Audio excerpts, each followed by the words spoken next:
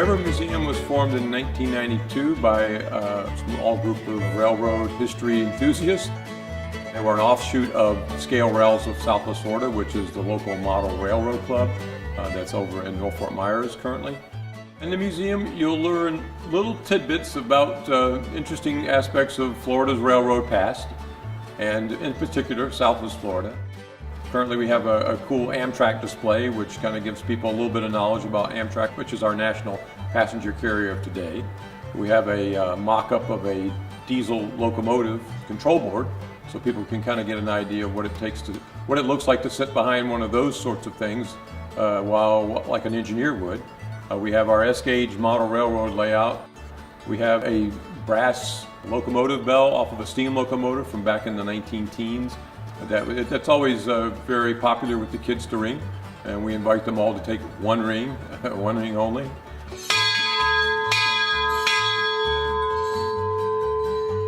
There's some cool things here for folks to kind of do and spend maybe 25-30 minutes if you want to give it a cursory look, or maybe almost an hour if you really want to go through things and read all the different descriptive boards and that sort of thing. The railroad came to Fort Myers in 1904. That was the Atlantic Coastline Railroad. They served Fort Myers all the way up to 1967 when they merged with another company called the Seaboard Airline Railroad that had also come to Fort Myers in 1926-27.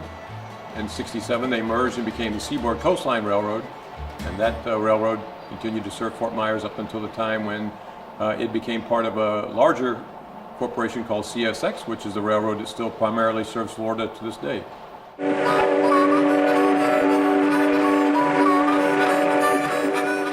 The main items shipped out of the Southwest Florida area back in the day was lumber. Raw cut logs, cut boards, all that type of material went north.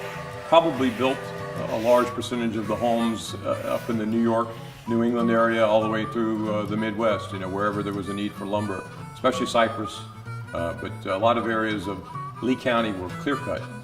Cape Coral comes to mind. Areas out in Lehigh were extensively logged, which eventually became the land that the developers purchased to turn into home sites. 1904 Atlantic Coastline, when it came to town, Henry Plant was the major president CEO of the railroad at that time. He expanded that railroad and pretty much made it a railroad that ran from Virginia all the way to Florida. And then, of course, it connected with the national network at various points. Plant City, Florida is named after Henry Plant, and he's also the gentleman that started the hotel that became the University of Tampa in Tampa. And then another gentleman who was with the Seaboard Airline Railroad that came to Fort Myers in 1926-27, his name was S. Davies Warfield. He was big at pushing the seaboard into Florida and expanding their network at that time. Steam locomotive 143 is the major artifact of the Railroad Museum of South Florida. It's an 060 type of locomotive that was built in 1905. It worked for the Atlantic Coastline Railroad and various points of the Atlantic Coastline system.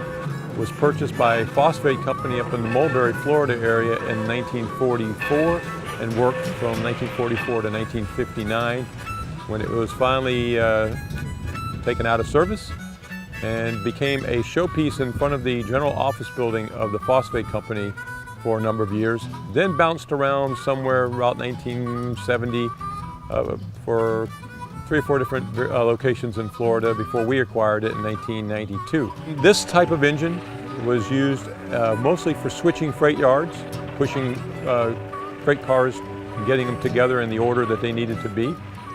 When it worked for the phosphate operation in Central Florida, it mostly hauled phosphate loads from the mine to the processing facility and shuttled cars around and made up trains, that sort of thing. That's what a switch engine does. This engine would probably top out speed-wise at about 25 miles per hour. And from what I've been told by the engineer who parked it, that would have been a fairly rough ride. The 143 and the caboose sitting behind it are very unique to our area. They're the only steam locomotive that's on display in Lee County. The caboose behind it is the only one that's publicly accessible to walk up to for viewing. So these two artifacts are what makes us a little bit cut above some of the other organizations like this in our area. The caboose was brought here in 2008 It's a former Missouri Pacific caboose that was used down in the Naples area as a bar and then became a boutique for a number of years. And then it ended up becoming a shed in the front of a lady's property there in North Naples. And eventually she finally got tired of it and decided that she no longer wanted a caboose sitting in her front yard, offered it to us, and it was relocated here in '08.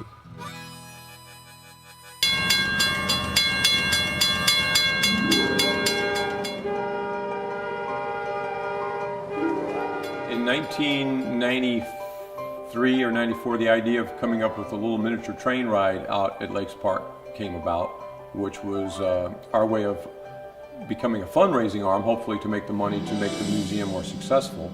The facility here at Lakes Park came about in 2008. Working with the county, we were able to open this roughly about 2,500 square foot facility at Lakes Park. The mile-and-a-half Lakes Park and Gulf Railroad started carrying its first passengers in December of 1994.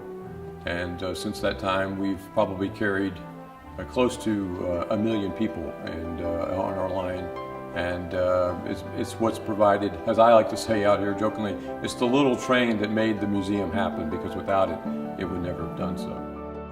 The Train Village is our 1/8 scale miniature train ride that goes approximately 1.5 miles, passes little villages, 1/8 scale buildings, that sort of thing, goes through a tunnel, crosses a trestle, and you see a waterfall, windmill, various other little things, and when you're lucky you get to see quite a bit of wildlife. Every now and then an alligator, more than likely rabbits and squirrels and birds. Every year we do our 2-week Halloween run.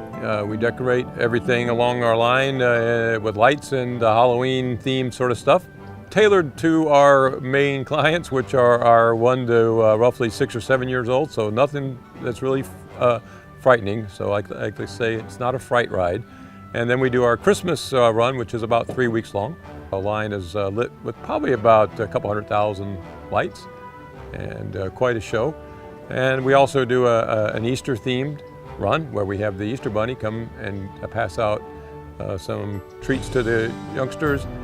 Then we do our flag event, which is from Flag Day all the way to about mid-July, where we put up all the nation's 50 states and territories, as well as the U.S. flag and our service flags for our military. More members, more ideas, you never know, we do more events.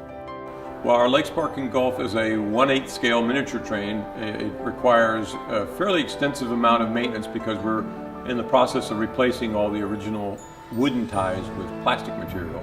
And hopefully the plastic will take us quite a few, many years down the road, hopefully many decades.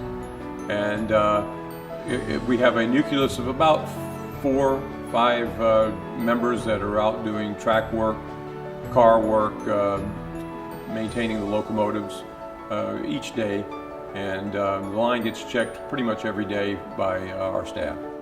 The Railroad Museum requires a lot of volunteer effort, and we have numerous volunteers that help in many different aspects of the operation, but we're always in need of more. Obviously, more hands make less work for everyone. We have a fairly extensive library here, and we'd like to focus more on research for people that have questions about railroad and railroad history. They have a place to go and maybe become the preeminent sort of place for that sort of activity to happen in Fort Myers.